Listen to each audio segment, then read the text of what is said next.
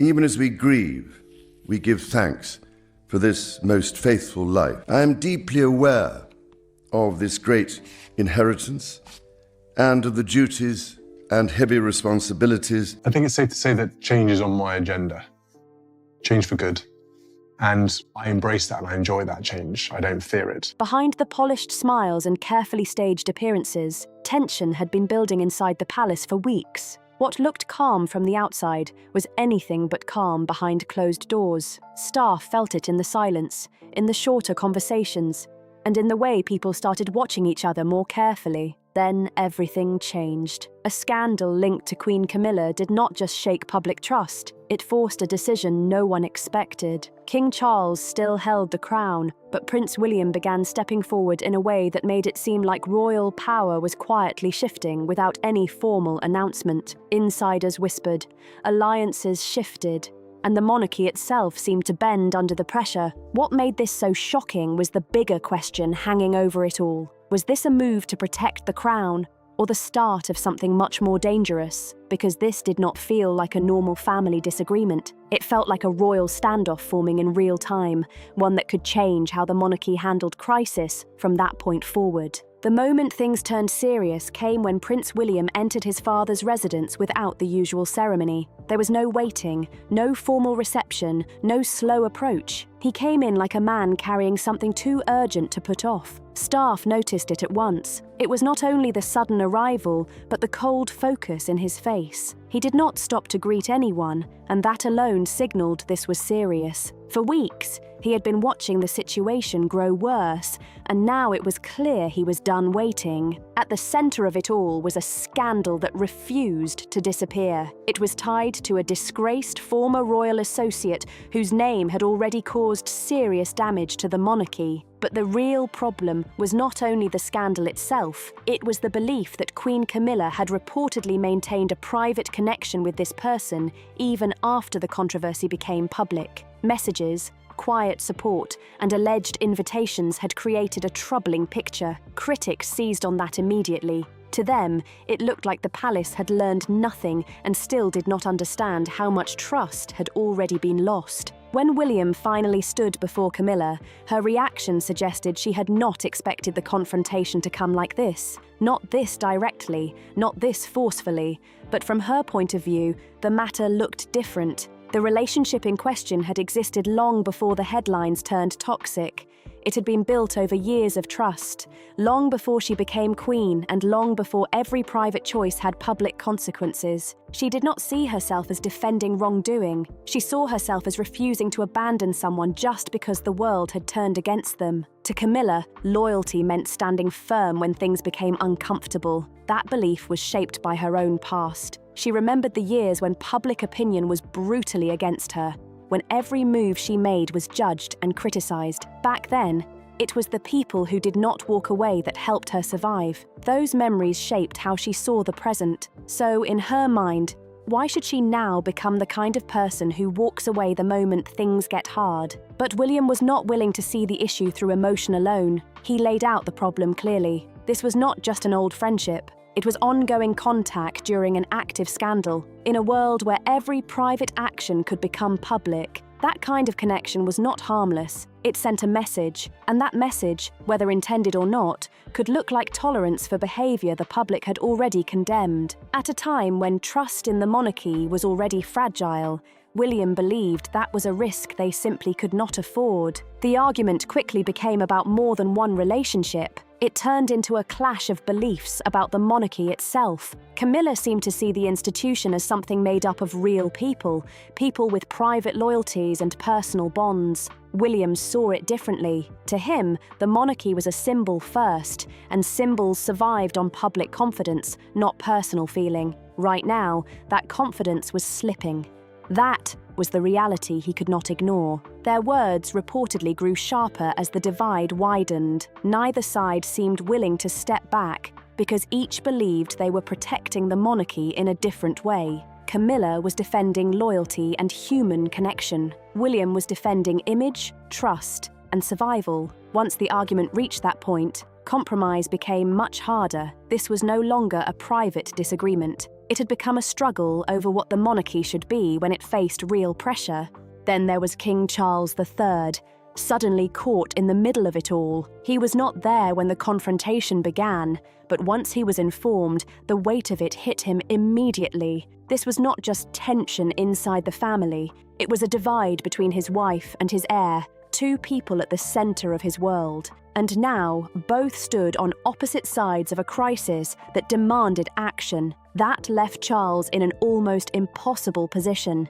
If he supported Camilla, he risked looking indifferent to the scandal and the damage it might cause. If he supported William, he risked undermining his own authority and possibly damaging his marriage. Doing nothing was not a real option either. By then, the tension had already begun spreading beyond private rooms. Staff whispered, quiet loyalties formed. The palace, usually so controlled and composed, was beginning to fracture from within. 3 days later, William returned, and this time he did not come to argue. He came with a line drawn: cut all ties with anyone connected to the scandal, or he would take the matter beyond the palace walls. That was not a soft request. It was a direct challenge, and inside the royal structure, where restraint and hierarchy usually shape everything, that kind of move was rare. An heir was stepping forward and forcing the issue into the open. In that moment, everything shifted because this was no longer just about a controversial friendship. It had become a quiet struggle over control,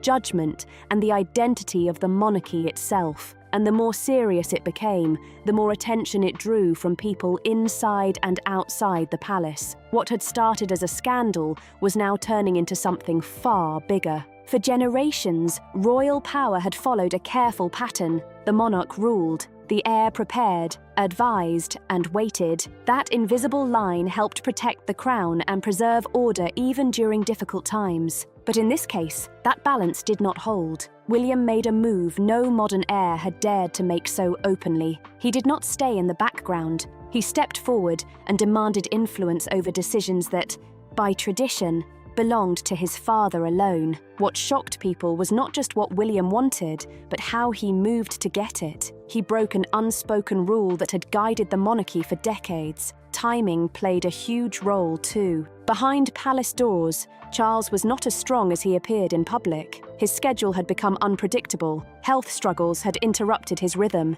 Public appearances still showed confidence, but those closest to him could see the strain. William saw that and understood this was not a moment for patience. It was a moment for action. By pressing his demands when Charles was at a lower point in strength and energy, William created a situation where resistance would be harder and more exhausting. It was a calculated risk, and it showed just how far he was willing to go. Inside the palace, reactions were divided. Some believed William was doing what had to be done. The monarchy was already under pressure, and if decisive action was delayed, the damage could become lasting. From that point of view, he was not overstepping. He was protecting the institution before it slipped deeper into crisis. But others saw danger in what he had done. To them, this was more than a bold move.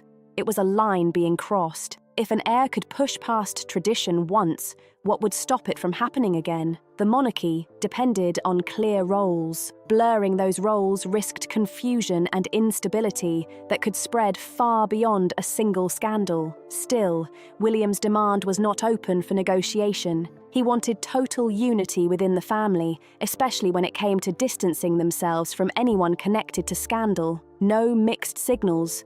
No private loyalties that might later become public problems. Every action had to send the same message. And that was where the situation became most difficult, because Camilla's connection placed her directly in the center of the storm. Her position made everything harder, not easier. If she could not step back in the way William expected, then everything he was trying to build risked falling apart before it even had the chance to work. What had been building around King Charles was no longer just palace tension. It was turning into a full institutional crisis that seemed to grow heavier by the day. Public trust in the monarchy was slipping, and conversations that once felt unthinkable, like whether he might need to step back in practice, were starting to surface more openly. The pressure on Charles was no longer only emotional or personal, It had become something much larger. Every decision now carried consequences that could shape not only his reign, but the future of the crown itself. At the center of this storm stood a father and a son locked in a quiet but powerful struggle. William made his case with logic,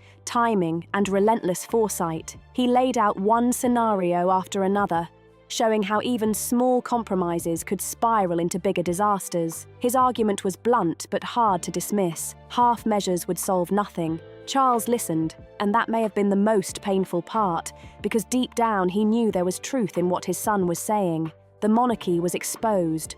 The risks were real, but accepting William's demands meant much more than resolving one scandal. It meant allowing the balance of power to shift in a way that could not easily be undone. Then, almost without announcement, the palace began to change. Decisions that had once moved through the king started passing through William's hands instead. Advisors adjusted, processes changed, meetings quietly took on a different shape. No formal declaration was made, but the reality inside the palace was becoming impossible to ignore. Authority was no longer where it had always been. It had moved, not officially, not publicly, but undeniably. The old structure still existed on paper, yet in practice something very different was taking hold behind closed doors. And as that quiet shift settled in, one question started hanging over everything like a shadow that refused to lift. What happens when protecting the crown means giving up the very power that defines it? Charles had reached a point where delay was no longer possible. For weeks, he had tried to postpone the choice in front of him,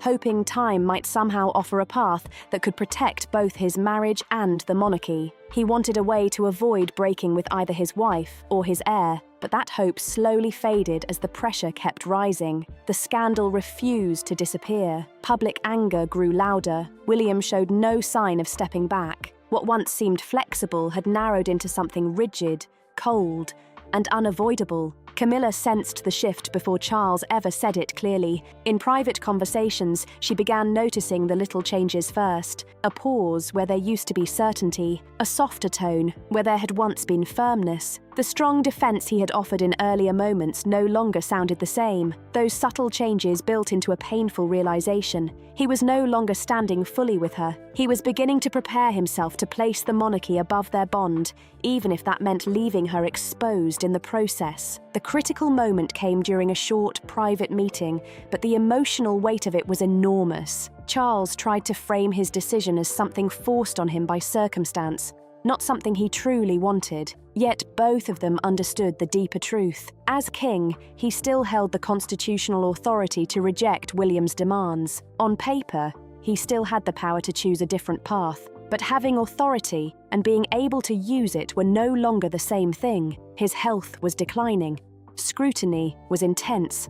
William's determination was relentless. Together, those forces made resistance feel almost impossible. Camilla could understand the reasoning, but understanding it did not make it hurt any less. What cut deepest was not just the decision itself, but what it revealed. The man who had once fought the world to stand beside her was now stepping away. In that moment, she asked whether he had truly considered refusing William. Charles's answer was hesitant, and that hesitation said a lot. He had tried to find some path that would spare both sides, but in the end, he knew William held the stronger leverage. William could present the issue as one of survival for the monarchy. Camilla's influence, by contrast, carried mostly personal consequence. That imbalance reshaped everything inside the palace. From there, the transfer of influence did not happen with ceremony.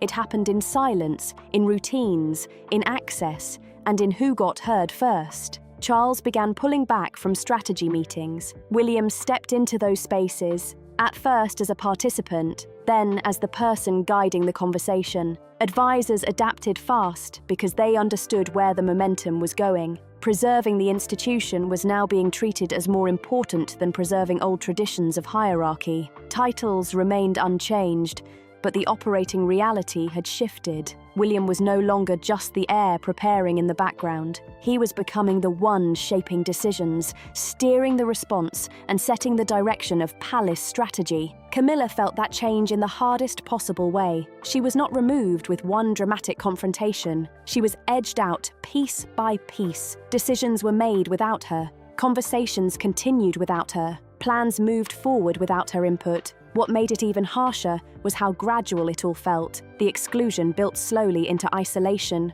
Charles may have reassured himself that the changes were temporary, that once the pressure eased, things could return to normal. But the people inside the palace knew better. Once authority shifts in a crisis, it rarely moves fully back. William's influence continued to grow because his methods seemed effective, and what began as temporary soon hardened into structure. As that structure settled in, Camilla's role visibly diminished. Courtiers began bypassing her. Key discussions unfolded around her instead of through her. Though she remained queen in title, her practical influence was being quietly stripped away. She watched decisions unfold without her involvement and saw her position shift from partnership to distance. That was the brutal reality taking shape. She was still beside the king in public image, but not in real operational power. That difference mattered more than any title, and everyone close to the palace could feel it. Charles, meanwhile, was changing too. Once the central authority, he was starting to look more like a symbolic figure than the driving force behind events. He still attended meetings, but the real direction was often already forming before he arrived. More and more, his presence seemed to confirm decisions rather than shape them.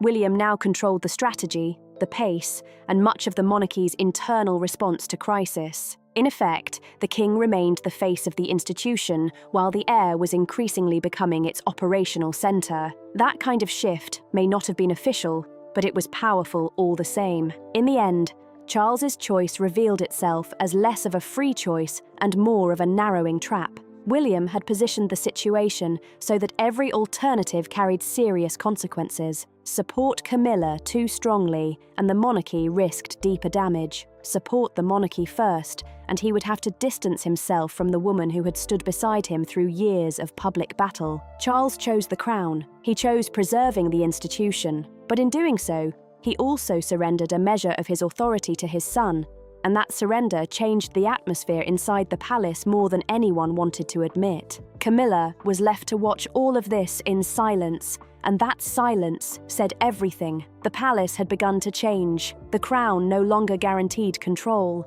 The queen, who once stood beside the king as a powerful partner, was now beginning to fade from the very system she had helped sustain. Her influence was slipping away, but the deeper questions still remained unsettled. Was this truly the end of Camilla's power, or only the beginning of something far more unexpected as her exclusion deepened and her isolation inside the palace continued to build step by step? Power inside the palace was no longer sitting where it used to, and the people closest to the crown could see that more clearly every day. Charles may have wanted to believe the changes were temporary, but behind those walls, a colder truth had already taken hold. Once power shifts in a monarchy, it rarely comes back the same way. As William's role grew, his leadership looked sharper, his decisions landed faster, and his influence hardened into real control. Charles still attended meetings and still carried the title of king, but more and more often, the main choices had already been made before he arrived. His role was slowly changing from directing events to approving what others had already set in motion. Camilla saw that change from close range, and the damage to her position was impossible to miss. Courtiers who once looked to her for guidance were now moving around her instead. She still had the title of queen, but the influence and partnership that once gave that title real weight had started slipping away. The marriage that once looked like a symbol of unity now existed inside a system where her voice no longer shaped outcomes. She was still visible in public, but inside the palace, visibility was no longer the same thing as power. Charles chose to protect the institution, but that choice came with a brutal cost. The crown was preserved, yes, but the authority that once defined his reign no longer sat fully in his hands. That is what made this moment so chilling. What happens when the monarchy keeps moving, but the king is no longer the one truly steering it? What happens when power slips into quieter hands while the outside image stays polished and calm? That is where this story takes a darker turn. Because the shift did not happen with fanfare, it happened in silence. The unofficial transfer of power began in the smallest routines, and that made it even more striking. William was arriving at Buckingham Palace early, sometimes before most of the staff had even started their day. In those quiet hours, he reviewed reports, approved decisions, and handled matters that by tradition should have gone through his father first. These were not normal times. The monarchy was under pressure from health concerns, public scrutiny, and growing internal strain. The system needed someone who could move quickly, act decisively, and avoid public drama. William stepped into that space behind the scenes, and once he did, the balance inside the palace started shifting fast. Staff adjusted quickly because reality left them little choice. No formal rule had changed, but everyone could see where effective authority was beginning to live. The signs first showed up in small details. Papers that once needed Charles's direct approval were now being handled through William's office. Decisions about events, diplomacy, and royal scheduling no longer paused for long review at the top. What once sounded like a polite request now carried the force of an instruction. And when that kind of change takes hold inside a palace, everyone notices. People outside the palace noticed it too. Foreign officials, diplomats, and government figures increasingly treated William as the practical point of contact in royal affairs. In formal settings, he began leading more often, while Charles appeared mainly when tradition called for it. The king had not disappeared, but the energy had shifted. Charles remained the formal head, while William was becoming the figure associated with movement, action, and control. That difference mattered, and it only grew more obvious as time passed. Inside the palace, long-time advisors were forced to adapt to this new reality. Some were pushed to the side, others stayed in place, but their influence faded as newer voices rose around William. These were people more in step with his style, his pace, and his priorities. The old guard did not vanish overnight, but their grip weakened. This was no longer just a family disagreement. The structure itself was starting to bend around William, and that made the change feel much bigger than any single scandal. Public appearances made the shift even clearer because in a monarchy, optics tell their own story. William started taking center stage at events that once would have revolved around Charles. Speeches, announcements, and major engagements increasingly placed him at the front. Charles was still there, but he was no longer the clear center of attention. Even photographs captured the change without a single word being spoken. William stood out front looking like the future in motion, while Charles appeared more like a symbol standing slightly behind. That kind of image is powerful, and the public always notices more than the palace likes to admit. The same pattern showed up in operations, staffing, and money, where real power often becomes easiest to spot. Budget choices, personnel moves, and resource decisions increasingly flowed through William's side of the system. Over time, Charles was informed more often than he was directly involved. That mattered because the person controlling resources usually holds more real authority than the person holding the higher ceremonial title. In this case, William's role was no longer just growing, it was becoming central. Even delicate matters like scandal management and public messaging were increasingly shaped under his direction. He helped decide how the family responded to controversy, what statements would be issued, and how much distance the household would put between itself and certain figures. His style was cleaner, firmer, and more disciplined. At a time when hesitation could look weak and mixed signals could turn into a disaster, that approach gave him a major advantage. What made his position even stronger was simple. His methods seemed effective, and inside a pressured institution, effectiveness changes everything. Within the family, his influence went beyond schedules and statements. William was also shaping how roles, responsibilities, and boundaries were being handled, always with the same priority in mind: protect the institution first. Personal feelings came second. That made his style very different from Charles's slower and more reflective approach. Staff noticed that contrast right away. William's method felt direct, efficient, and built for crisis. And once efficiency started beating tradition, the palace leaned harder toward his way of doing things. Catherine's growing visibility sent another signal about where all this was heading. She appeared more frequently at major events and in key moments meant to project continuity, stability, and the future of the monarchy. The public responded warmly to William and Catherine as a pair, and that only reinforced what was already happening behind the scenes. Together, they looked like the next chapter arriving early. As they stepped forward more often, Charles and Camilla naturally appeared to step back more often. That contrast made the shift even harder to ignore. History shows this kind of blur between monarch and heir is not completely new, and that is what makes this moment even more fascinating. King George III remained on the throne, while the future George IV ruled as Prince Regent when health made effective leadership impossible. Queen Victoria also relied more heavily on her heir in later years, allowing future power to gather before the official handover. Even in the final years of Queen Elizabeth II, Charles took on more public duties as age, and necessity reshaped the balance. So while today's situation feels dramatic, it still echoes an old royal pattern. The crown may stay on one head, but real power can start sliding elsewhere long before the title changes. That is why the real question here cuts deeper than one scandal or one family clash. When an heir begins acting with real authority before the formal moment arrives, is he protecting the monarchy or quietly reshaping it in his own image? Is this a necessary survival move or the beginning of a deeper power change that cannot be reversed once it settles in? That is what makes this story feel so loaded, because it is no longer just about titles. It is about where control truly lives when tradition and pressure collide. So now we want to hear from you. Do you think Charles was right to let so much control move toward William? Was this quiet transfer necessary to protect the monarchy, or did it change the crown in a way that can never fully be undone? Drop your thoughts in the comments, like this video if you found it powerful, and subscribe for more royal drama, deep palace shifts, and stories you do not want to miss.